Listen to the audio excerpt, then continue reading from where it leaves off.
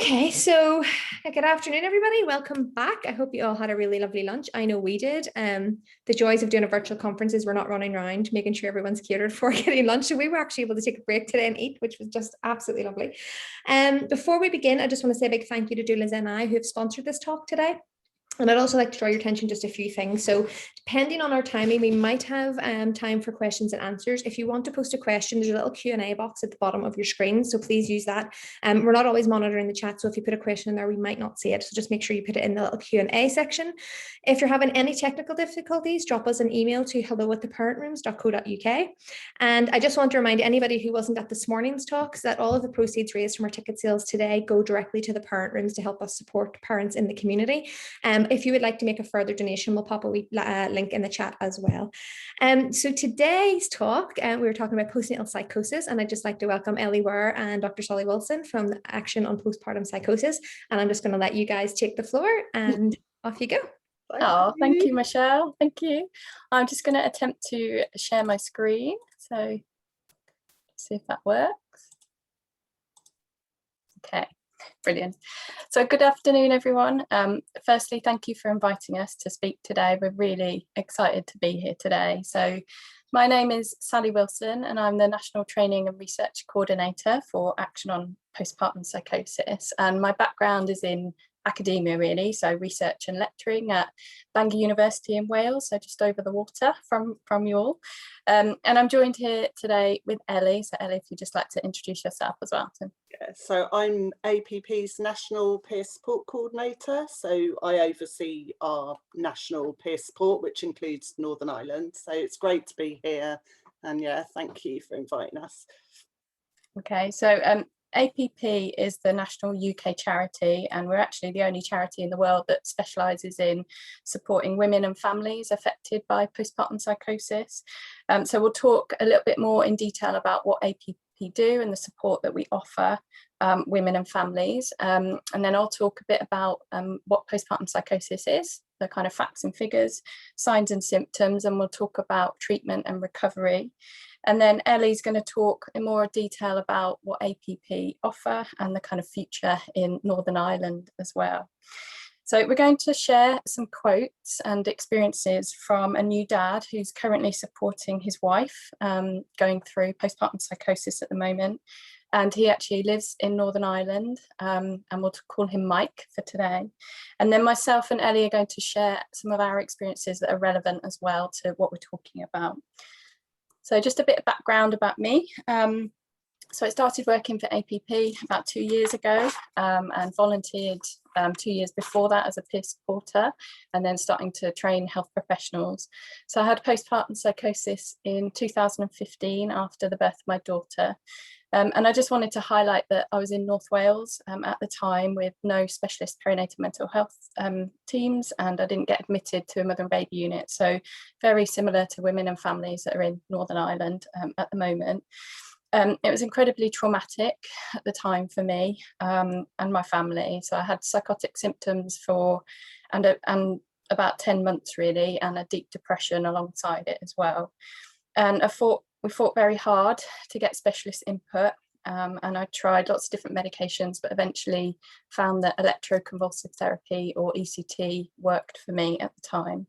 So that actually saved my life. So along with being signposted by APP, the treatment, the peer support and family and friend networks, then I feel very lucky really to be here talking to you all today. So I'm incredibly grateful for that, and also passionate about improving outcomes for women and families affected by postpartum psychosis. So I'm just going to let Ellie talk to you a little bit about her experience as well. So yeah, I'm Ellie. So I had postpartum psychosis after my son Moses, who you can see here looking so adorable as a baby. And that was in 2011. And like Sally, I was admitted to a mother and baby unit. So I was in the south of England at the time. And I know how important that support was for me, the mother and baby unit, the specialist support I got there. So we'll be talking quite a bit about that, about the importance of mother and baby unit, and I'll share why that was so important. And I had support from an early intervention in psychosis team at home, but no perinatal specialist team at the time either. And I think that would have made a massive difference as well if I'd had a specialist community team at home. But throughout the talk, we'll kind of pop in bits of our personal story, relevant to what we're saying really about PP. Okay, thank you, Ellie. So I'm just going to talk to you a little bit about the facts about postpartum psychosis. So it's a severe and frightening postnatal mental illness, and it affects about 1 to 2 in 1,000 women each year in the UK. And the onset is pretty quick after childbirth. So it says here about 2 weeks, but it can happen within hours of childbirth. So for example, in my case, I woke up from a general anaesthetic after an emergency C-section, and as soon as I woke up, really, something wasn't quite right. I was very confused, and things just got progressively worse from there, really. And about 4 days afterwards, I was admitted to a general psychiatric unit. And then Ellie, if you just want to share how quickly it was for you.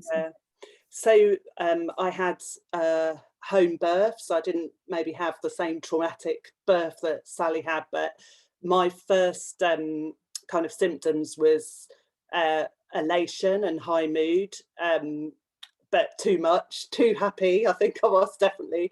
And within, my son was 3 days old when I was admitted to A&E, acutely psychotic, completely out of touch with reality, very erratic, very unwell. And then I was in a mother and baby unit by the time my son was 3 days old. Yeah.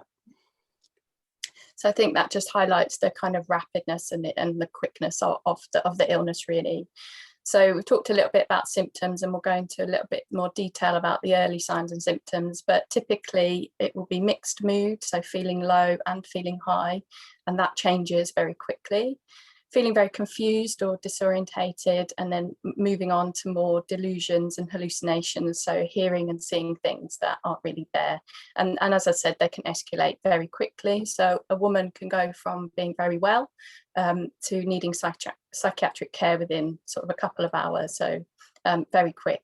So because of that, it is a medical or psychiatric emergency, so you have to get urgent help. So the treatment really is medication and admission to a psychiatric unit, and we'll talk a little bit more about those as well.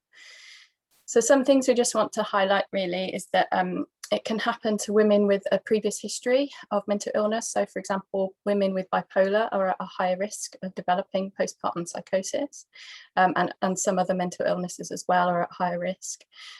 But in about 50% of women that have postpartum psychosis, it comes completely out of the blue, so with no previous psychiatric history. And in my case, that's what happened to me. So I was probably a little bit anxious when I was growing up. I think lots of people are. And I had no real psychiatric history. And so it was very much out of the blue, complete shock, plunged into this kind of psychiatric world. And then Ellie, probably similar for you as well. Yeah, no previous history. Yeah, so like Sally said, like hugely traumatic. This huge shock basically, and very extreme behaviour for our families to witness as well. Yeah. Okay. So the acute phase of psychosis can last sort of weeks to months. But I think the important thing to note that it is treatable, and with the right support and care, that women can make a recovery from postpartum psychosis. Okay.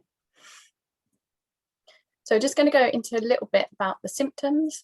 So these are more early signs and symptoms of postpartum psychosis, and this is just some work that APP did a few years ago now. So they asked 127 women who had postpartum psychosis to look back and think what those early signs and symptoms were. And I think it's really difficult for health professionals and partners and families to kind of differentiate between normal emotions after childbirth and then things that may go on to develop to postpartum psychosis. But these are just some of the things that we've seen. And I guess there's the two main points really here are if someone's at risk of postpartum psychosis, so previous bipolar or postpartum psychosis in another pregnancy, is to be looking out for these signs and symptoms. And then in those where it does come out the blue, is this normal for that woman? Is this behaviour normal for her? And just for me personally, my signs and symptoms were this incredible confusion, not knowing what was going on, and then a very kind of busy racing mind, lots of different thoughts and just no need for sleep. So I hadn't slept for about 4 nights before my kind of first real psychotic episode, and all those things were very out of character for me, and I couldn't quite convey them to people, but there was definitely something that you could see in my behavior that wasn't quite right. I don't know if you want to share your experiences, Ellie. So I've said a bit already, but yeah, I was, like I said, kind of acutely unwell only after 2 or 3 days after my son was born, and I think I mainly had the first 2 really, kind of very excited, elated and high and very active. I was kind of cleaning the house and organising things, even though I'd had like, you know, operation, you know, with a really bad tear, and I should have been resting. I wasn't resting that much. And again, what Sally says, a racing mind and this no need for sleep. So it wasn't that I was struggling to sleep. I kind of felt like I didn't need sleep. You know, I don't need to sleep, I'm fine, I'm a super mum, and yeah, I just didn't feel the need for it. And that's not normal for me. I like sleeping and I like need my sleep. Yeah. So it's about what's normal for that woman. And I guess also we've talked about this a bit, haven't we, Ellie, in terms of that these symptoms can change very quickly. So I think the nature of postpartum psychosis is that it has a very up and down and very kind of wax and waning. So a woman can look okay for sort of 30-minute appointment at a health professionals, and then the symptoms kick in. So it is very important to just be monitoring, and people around her, that close family and friends, are sort of monitoring these symptoms as well. So yeah, I think we've heard, you know, a perinatal psychiatrist we know has described it as kaleidoscopic, which I think is a great word to describe it. I mean, I remember being completely out of touch with reality, not knowing where I was, and crazy delusions, but then having very lucid moments where I knew I was unwell, I knew something was wrong, I understood where I was, and you know, that I had my baby, you know, etc. So yeah, and that you can be lucid, and people might think, oh, they're getting better, they're fine, but then they might not be. It will be, you know, a couple of hours later they might then have another episode. Yeah. Okay. Thank you, Ellie. So just around the signs and symptoms then, this is some work that APP had been doing last year. We ran a campaign really, and it was probably because of COVID, trying to get that information out to partners and friends and families, particularly with the kind of decreases in face-to-face health professional appointments. So this is really just to look for the signs and symptoms in postpartum psychosis. So again, that confusion, racing thoughts, hearing and seeing things that aren't really there, not being able to sleep, but knowing that it could potentially be postpartum psychosis and that it needs to be treated urgently really, and to seek help. So that was our aim, to try and get that out to as many people as possible. So just a little bit, that was signs and symptoms. So talking about the treatment and care for postpartum psychosis. So because of the nature of postpartum psychosis, and we talked about that rapid decline, that it is a psychiatric emergency, it needs rapid admission. Gold standard is admission to a specialist mother and baby unit, but we know that's not always possible, especially in Northern Ireland. But I think the important thing we want to say here is that the stakes are high. It's rare that things happen, but tragedies do happen, and we know that these unfortunately may have been preventable in certain cases. So it's really important that you know, rapid admission happens quickly. And I think what we want to just show you is some examples from Mike, our dad, and I'm just going to let Ellie read that out in terms of the lead up to being admitted to a general psychiatric unit. So it was exhausting, terrifying and heartbreaking watching her slip into madness. We were told to have 2 adults at home with my wife at all times, and she was never to be alone with the children, so they had a toddler and the baby. But her new medication was always sent to a place requiring one of us to go and get it. My mother was left dealing with a very mobile, psychotic woman, a scared and confused toddler and a newborn while I was away. Here's the bit that puzzles me. It was possible for my wife to reach a point of saying we should go smother the baby before anyone thought to tell me what they suspected she was suffering from. I did not sleep at all that night. The trauma caused by my wife's words, that near miss, will haunt us both for a long time yet. I could have been asleep, luckily I wasn't. In the space of a few hours, she went from slightly hyper to psychotic. So just highlighting there the rapid kind of decline in her. Eventually, things reached a critical point. We could no longer ensure my wife's safety at home. She was hospitalised. That was the hardest day of my life, and I can't even begin to imagine how it was for her. She was separated from our baby girl, placed in a general psychiatric ward where she could not get the specialist support that a new mum needs in such a situation.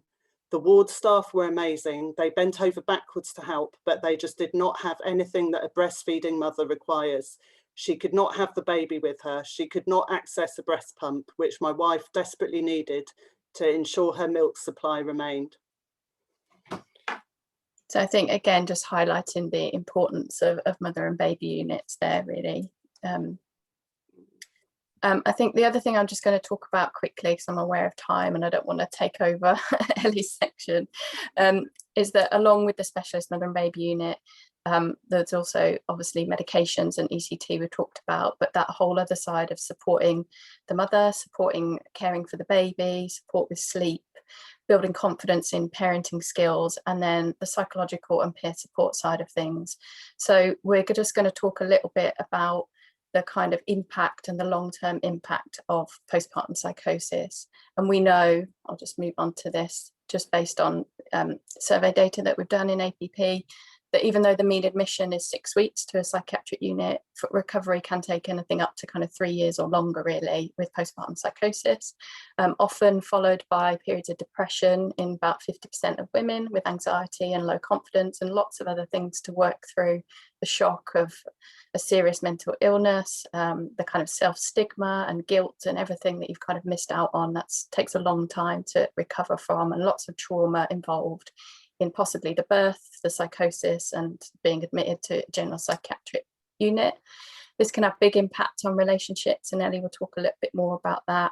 And then there's thinking about the long-term and future impacts, so risks with future pregnancies. So we know that women that have had postpartum psychosis are at a 50% chance of having that again, but that means that we need to look at how we manage that.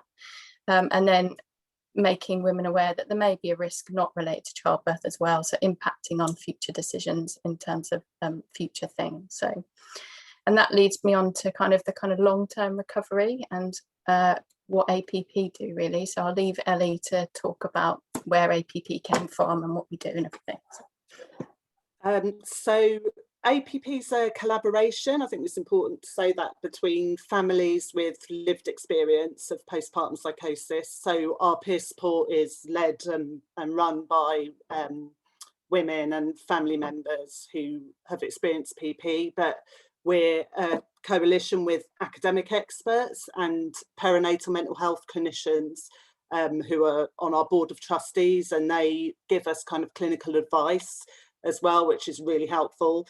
And also all our kind of literature and information, we're very passionate about it being accurate. So it's really important to have that kind of clinical and expert view, because it is such an unusual, quite rare illness. We have a big network of women, so we support lots and lots of families who experience PP. We have 2,400 forum users on our online forum, and over 1,000 people who are a member of the APP network. So just briefly about what our peer support offers. So like I said, we have an online community forum that's supported and manned by trained peer support volunteers, and we have paid staff who help moderate that forum as well. And it's a space for women and families who can ask questions, talk to each other and support each other. That was one of the main ways I volunteered for APP at the beginning. When I first got involved with APP, it made such a massive difference to my recovery. And what's great is we can obviously support anyone from wherever they are. It's even international. We have people from all different countries writing on the forum for support.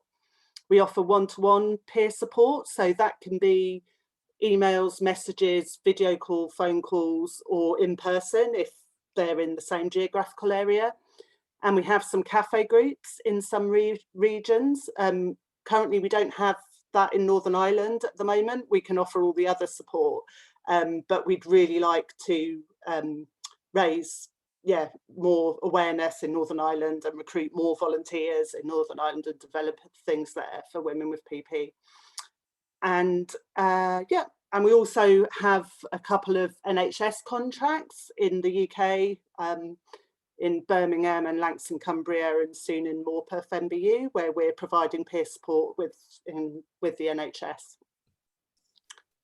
And in COVID, during this really difficult time, we were actually offering video call peer support before, but didn't have that much take up. But yeah, that's obviously increased massively. I think a lot of people have felt much more comfortable accessing video call peer support.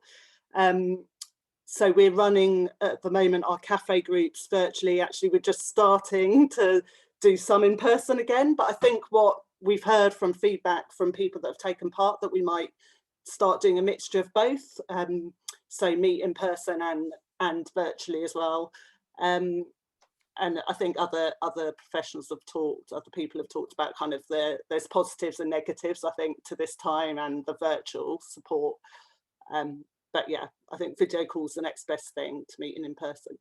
I think it's really important to emphasise as well that APP support, not just women who have PP, but the whole family. During this time, we really recognise that partners and families will be holding so much during this time. So we already had some volunteers, but we employed Simon, who was one of our partner volunteers, to be our partner facilitator. And we've really developed our support for partners. So we have a monthly group call for partners of women who've had PP. And we also have a couple of volunteers whose daughters had postpartum psychosis, so they can support grandparents, because often we have a lot of grandparents that contact us for support. And this is just from Mike. I was directed to do you want to read it, Sally? Yeah. I was directed to the APP network, who have been very supportive and took the time to call us up and let us talk through what recovery can look like. This put me at ease in a way few other things did. I can't thank Simon and Ellie enough for taking the time and for the multiple follow-up emails. Each one means so much more than they know. And I think what I want to emphasise really about our peer support is, postpartum psychosis is quite rare. It's really difficult. Without APP, I would never have met anyone else who had PP. I felt like I was different, weird from other mums. And even maybe if I'd accessed something that was just, say, postnatal depression, I did have depression afterwards, but it doesn't cover everything. There's this very traumatic, extreme experience of the psychosis. And we kind of hear from other people sometimes that, it made me feel even more unusual and strange because other women didn't experience these delusions, or this, had very erratic behaviour or can't remember things that they did. And so, yeah, I think that's our main aim with our peer support, really, is just to connect people so that we can say, yeah, we've been there. And I think because people are so extremely unwell, that hope that it seems impossible when you're in the middle of it and it's seeing someone psychotic, your family member psychotic, that they are going to get better. It's very hard to believe. But though people really do, we are testament to that. So I think that's the main thing we want to give through our peer support. I think we probably need to be quite quick. Yeah. So yeah. Do you want to move on to yeah, so yeah, let's move on. So there's lots of other things we offer. We have lots of resources, we do research, we do lots of training, lived experience talks, we train in postpartum psychosis. All that is free. All our resources, our guides are free on our website. So yeah, please use our information. If you're in touch with anyone, any family who've had postpartum psychosis, there's such a wealth of information on our website. I really want you to know that that's all there, really. And do you want to go back to the slide about Northern Ireland, just to say the importance of mother and baby unit? I know how important that was for me. I thought my baby had died, that I hadn't even had a baby. If I had been separated from him, I was lucky. I was in a mother and baby unit.